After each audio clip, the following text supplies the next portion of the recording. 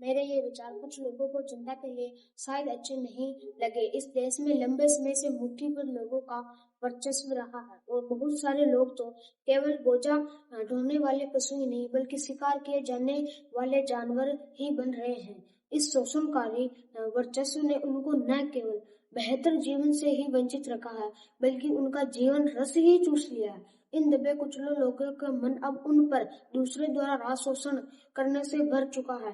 वे अब अपने ऊपर स्वयं ही राज करने के लिए बेचैन हैं। उन्होंने आगे कहा कि दबे कुचले लोगों को आत्म चेतना की इस भावना को वर्ग संघर्ष या वर्ग युद्ध का रूप धारण करने नहीं देना चाहिए। इससे घर का बंटवारा हो जाएगा और वह दिन तबाही का होगा।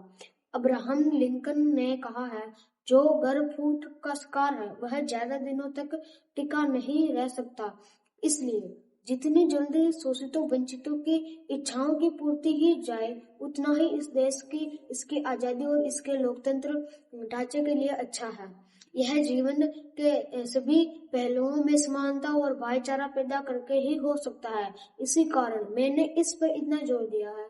बेशक देश की आजादी खुशी का अवसर है, लेकिन हमें यह भी भूलना चाहिए कि आजादी ने हमारे ऊपर बहुत बड़ी जिम्मेदारी डाल दी है। पहले हालात बिगड़ते थे, हम ब्रिटिश सरकार को दोषी ठहराते थे। आजादी के बाद वह बहाना भी खत्म हो गया। यदि आजादी के बाद देश की दशा बिगड़ी तो इसके लिए हम स्वयं जिम्मेदार होंगे और हालात बिगड़ने के लिए बहुत बड़े खतरे हमारे सामने हैं। समय बहुत तेजी से बदल रहा है, लोग जिसमें भारत के लोग भी शामिल हैं, नई नई विचारधाराओं से प्रभावित हो रहे हैं। वे जनता द्वारा सरकार से अब उकता चुके हैं।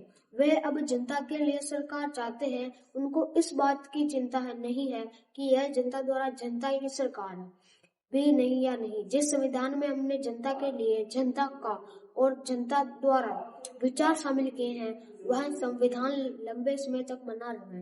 यदि ऐसा हम चाहते हैं तो हमें मौजूदा संकटों को समझने में और उनको दूर करने में देर नहीं करनी चाहिए। देश की सच्ची सेवा करना ही एक यही मार्ग है।